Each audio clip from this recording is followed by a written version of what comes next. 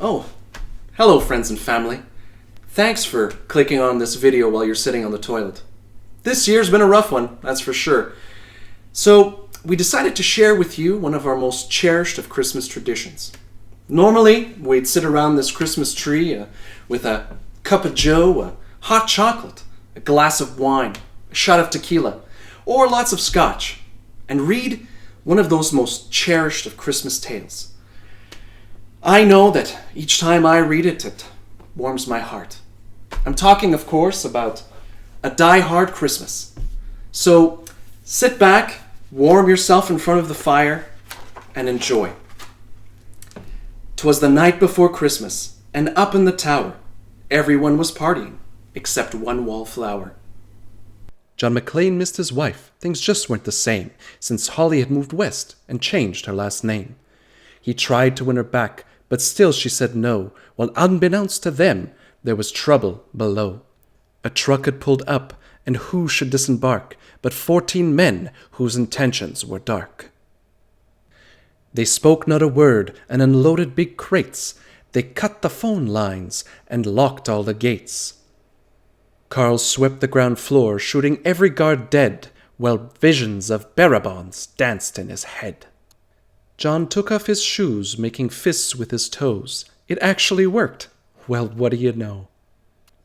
When out in the lobby there arose such a clatter, he sprung to the door to see what was the matter. When what to his wondering eyes should appear, holy crap, there are terrorists here. John hid under a table where no one could see and watched Hans question Mr. Takagi. I'm going to count to 3, there will not be a 4. Give me the codes to open the vault door. I don't know the codes, so go ahead and shoot. Okay, said Hans Gruber, and ruined Takagi's suit. John tried to call the cops by pulling the alarm, but instead called the bad guys who tried to cause him harm. But John killed Tony, who had very small feet, and sent him to the terrorists as a Yuletide treat. He put a Santa hat on the German and eyes all aglow, wrote, "Now I have a machine gun. Ho, ho, ho." Carl was furious. Tony was his brother. He chased John across the roof, and they shot at each other.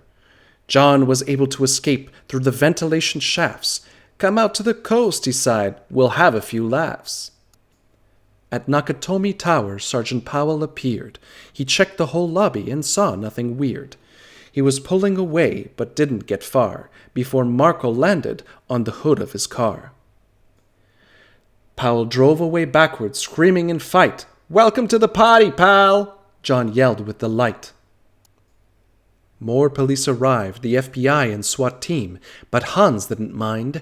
It was all part of his scheme. More rapid than eagles his henchmen they came, and he radioed and shouted and called them by name. Now Eddie, now James, now Franco, now Yuli, on Fritz, on Carl, hair long and unruly. They shot the SWAT tank with a surface-to-air missile and knocked it away like the down of a thistle. Now John McClane was angry indeed. He blew up 2 terrorists and called them jerkweed. Alice told Hans, "Buddy, I'm your white knight." Hans shot him dead, giving the hostages a fright. Hans went to go check on the explosives fuse and saw that poor John wasn't wearing any shoes. John fled from Carl and Hans, but alas, he had to run barefoot over sharp broken glass. His feet how they hurt, his soles also bloody. John crawled to the bathroom to call his good buddy. John was weary and ready to throw in the towel, until he got a pep talk from Sergeant Al Powell. Powell was chubby and plump, a right jolly old cop, and he trusted the cowboy in the tattered tank top. But a reporter was probing into McClane's life and revealed that Holly was actually John's wife. Hans quickly flipped over the gold picture frame. "It's a pleasure to meet you, Mrs. McClane." His clothes all tarnished with ashes and soot, John staggered to the roof, bloody and barefoot. The explosives were wired on the rooftop with care, in hopes that the hostages soon would be there. John warned everyone that the roof would soon blow as the choppers strafed him with high-powered ammo. Around his waist he tied a fire hose tight and screamed an oath and jumped into the night. He dangled in the air and gritted his teeth while flames encircled the tower like a wreath. Fiercely fighting his way back inside, John yelled out, "Hans!"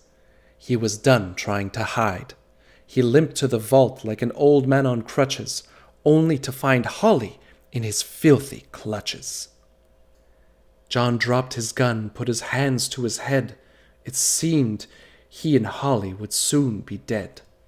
But with a secret gun taped to his back, John shot Hans in a surprise attack. Hans fell out the window, still holding Holly's arm, and slowly, deliberately raised his forearm. The tenacious villain held on by his nails till John unhooked Holly's watch and said, "Happy trails!" Barabons fluttered like fresh fallen snow as Holly embraced her blood-spattered beau. So Merry Christmas to all, be kind to one another, and most of all, yippee-ki-yay, motherfucker. I hope you enjoyed all of that, and you're welcome. As one last gift to you, I'd like to sing you all a Christmas song. Jingle bells, jingle all the way. Oh, babe, I said a freaking microphone! What the...